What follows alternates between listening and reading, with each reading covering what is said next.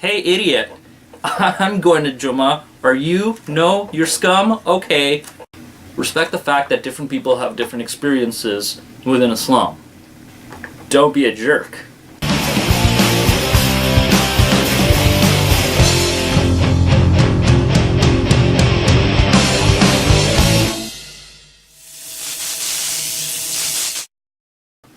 Welcome to the Chaplain Bar. I am your Chaplain Kham, and first and foremost I want to thank all of you who watched and liked and shared and commented. Your support means the world to me. All three of you are superstars in my book. Thank you so much.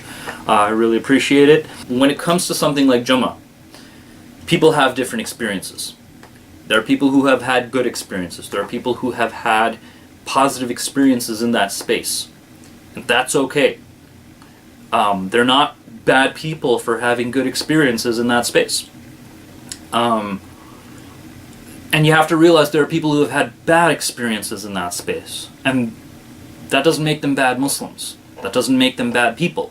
That just means they've had bad experiences in that space. So how can one space provide... So some of you might be thinking, whoa, how can the same space provide different experiences for different people? Well, that's the nature of people interacting with things. That happens. And so here are my top 5 gripes with No, I'm not doing that. Don't worry. You stupid. I'm not going to be one of those YouTube people who just does the same old jokes over and over again. Parking is hard. And the khutbah is angry. I'm telling you a hadith, you shut up! And wudu is wet. And I don't know, there's like the pop speakers like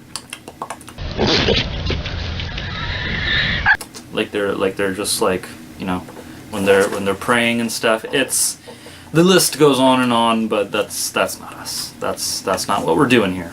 Now, if you're one of those Jummah kids who who goes to Jummah feeling good, and you're just on your way to Jummah, gonna listen to the khutbah, gonna feel good.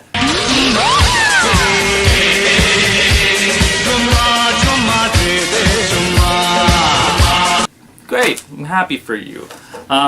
Maybe when you were growing up, you know, your parents took you to Jummah, they're like, come on, let's go!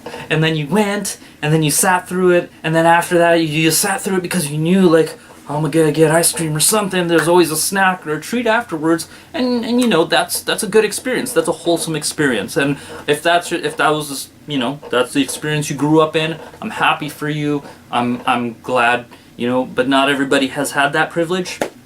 So a lot of people, you know, they were dragged to Jummah kicking and screaming. And Oh, jeez, no, please, God, kill me now. No, damn crap, damn it to hell. And they had their dad yell at them, like, Kham, you should go to Jummah because you're supposed to, and shut up. And that was just last week for me, so, you know, I still struggle. I still, you know, I'm not any different from you. But, yeah, a lot of, for some people, Jummah and mosque space is very troubling. It's very, and that's kind of sad, and it's just like, you know, it's very troubling and it's very traumatic for some of us. And I once attended a khutbah seminar workshop, so how to do an Orthodox khutbah, and I thought I should learn how to do this. I'm gonna be a chaplain one day. I'm gonna, you know, strut in there and lay down some khutbah. I'm gonna razzle dazzle them with my crazy new ideas, and what I got from the khutbah was that even if one person acts a fool based on what you say in a khutbah, that's on you. That's on the khatib. And I thought to myself, do I want that responsibility? Do I want the weight of that responsibility on me? And quite frankly, the answer is no. I would not want that responsibility of somebody misconstruing my words from a khutbah and doing something harmful to themselves or to, God forbid, to someone else. So I decided against it. And to be completely honest, that also terrifies me about this project. But however, we are in a digital venue where it is not just me yelling things at you. So you will listen to every damn word I have to say! You can contact me. Bottom line, you can communicate with me and to clarify these things before you act on them. So that hopefully, hopefully nothing I say is misconstrued without actually approaching me. Online, I don't want to actually see any of your faces in person. You people make me sick. Okay.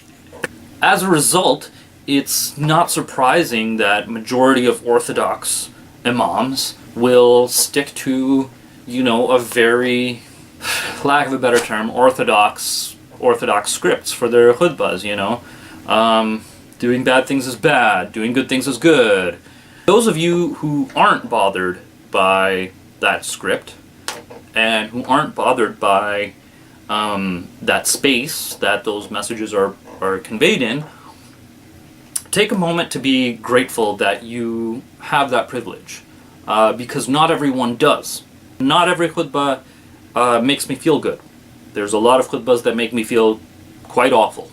There are people who have had very bad experiences. I, for one, went to a khutbah where the khatib yelled throughout the entire sermon to the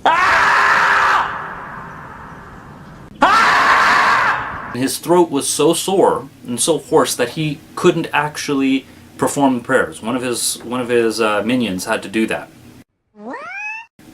And I sat through that entire sermon just seething with rage and just wanting to get up, tell him he was dead wrong, because the entire crux of his khutbah was that anyone who isn't Muslim is our enemy.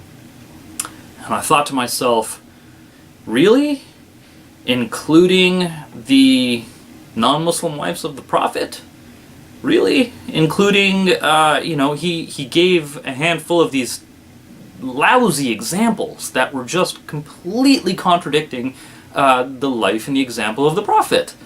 And I thought, really? This guy?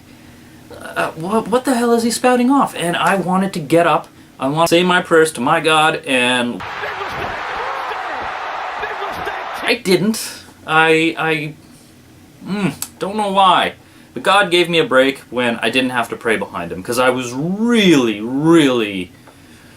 that would have been tough. I did not feel comfortable praying behind that guy. But I walked out of that Jummah feeling absolutely shaken to my core. I felt rage, I felt shame, I felt all sorts of not Jummah associated emotions. I did not feel spiritually lifted. I did not feel good. If anything, I started to question things about the Islam that I followed and the Muslims that I knew and all that. That's not a way to walk out of Jummah. That's not what it's supposed to be. Sure, it can be challenging, but it's supposed to be, challenging and making people feel like crap, two very different things. And those are just some examples. And I'm 100% sure that if I asked people to comment on their bad Jummah or bad mosque experiences, there would be a long ass list of bad experiences people that are waiting to share. Person A may be coming from a very good place. You might be saying, hey, there's this great place I know, makes me feel great. Why don't you come on along? I'd really love to share this with you.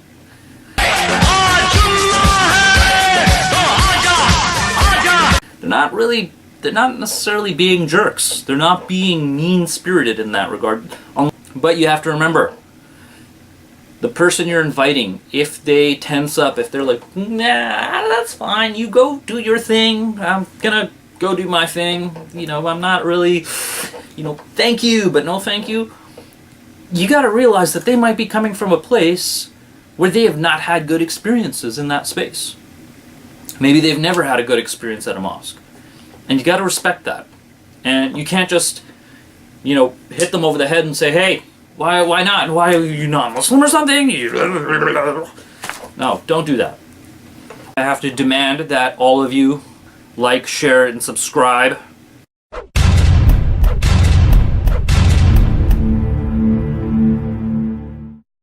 You know what you think about the show. I don't want to know just any random thoughts. Maybe I do. Keep raising that bar. Salams. Jummah, Jummah de de. Jummah, Jummah de de. Jummah, Jummah, Jummah de de. Jummah, Jummah de de. Jummah. Jummah ke din